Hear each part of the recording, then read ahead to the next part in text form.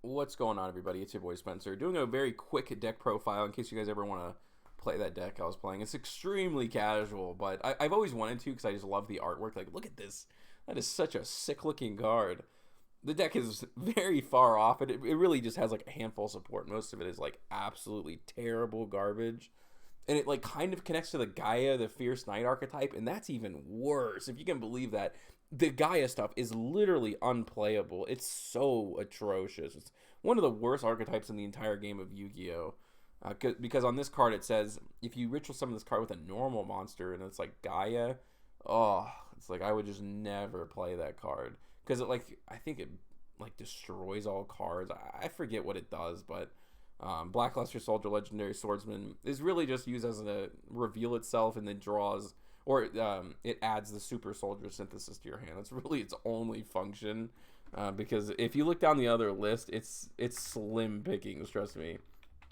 But I didn't mean to get rid of that card, so I'm gonna just kind of pop that back in there if I can find it. And here I go. Hopefully this means there's like more signs to come, but we'll see. In any case, 3 Kaiju. This is a going second deck. I don't... this is also decent. It's a level 7. So if you have this card in your hand in Super Soldier Synthesis, you can still ritual summon out the bodies. Because you can send Raiden and you can send Effect Veiler. That's why I play these two specifically. Because this card lets you send one from hand and one from deck. So if you don't have a level 4 in your hand, you like have to... You don't want your ritual spell to be dead. Because that sucks really, really badly. So that's why I don't play like... the water kaiju, and that's why I don't play like Ash Blossom, because these two cards technically help you ritual summon. It's worth playing, trust me. So I'm playing the baby dragons, I think that's what they're called, Black Dragon Collapse Serpent and White Dragon Wyvern Buster.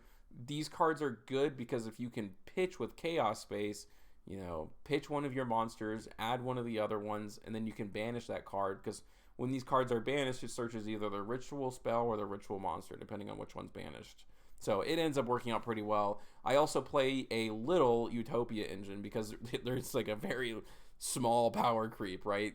There's no extra deck cards for BLS that are like actual used for ritual summoning to like advance your state. I know there's the BLS Link monster, but it's not really meant. It's just a generic one, you know. It's just meant to be a generic Link monster, not support for BLS.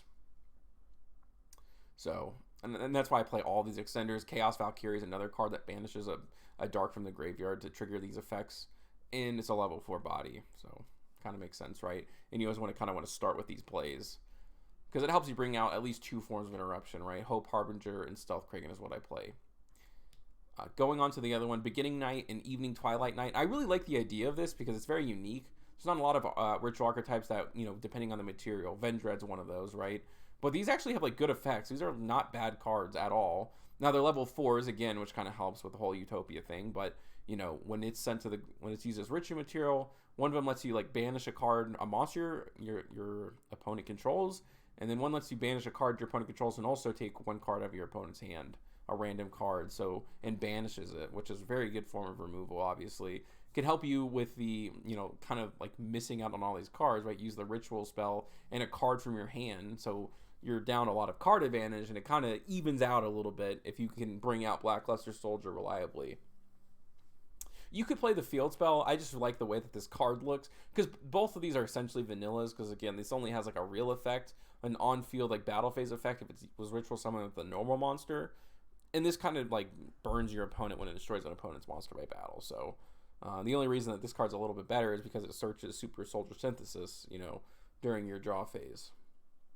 And that's why this is a blind going second deck as well. It like has to be, because that's the only way to really equalize is with these cards. But look how sick this is. I wish this card art was on this card so badly. Like, that kind of looks boo-boo, I'm not going to lie. Okay, so going on into the Adventure Engine, you don't really use your normal summon for anything. You have no normal summon effects literally in the entire deck, so you might as well play a really good, you know, set of cards. That's Rite of Aramis here. And it helps you bring out a negate, it helps you bring out a bounce. Again, it helps kind of bring up that power level of this like ancient archetype. Chaos Space is a good way to draw, you know, getting extra advantage. Never a bad thing. Being able to send these to the graveyard and then banish them is obviously very good too. Being able to send something like Effect Veiler, search a 4, and maybe go into your rank 4 plays. So, you know, Chaos Space is a very good card. You know, the rank up magic, hyper rank up magic, Utopia Force. 3 Lightning Storm, 3 Pot of Extravagance, and then the Super Soldier Synthesis. This card can only get better with time, and I really do hope they get new Twilight Night monsters. Or Night monsters, whatever you want to call them. And then the extra deck is just 3 of everything because you're playing Pot of Extravagance. And it works really well. Like, it's actually a pretty decent engine. You know what I mean? For how casual this deck is, you know, it kind of works out, right? The idea of playing Pot of Extravagance and all of these, like, really powerful extra deck monsters is kind of a cool concept. And I think I said this in the video, it's not terribly far off. I just shouldn't have to play this Chaos engine the way that I do. These should be, like, Blackluster Soldier support cards. And that's kind of, like, I think how the deck should work. But, yeah, so number 99, Hope Harbinger. Number S39, regular, Utopia, number 39. And then I like to play Stealth Kraken to kind of get rid of my opponent's monsters. Because there's not really any other great options, and this is just a generally very good card. So that's just the deck profile. I wanted to go over that really quickly in case you wanted to play this deck. But let me know what you guys think about this in the comment section down below. Other than that, that's going to do it for today's video, and I'll see you guys next time.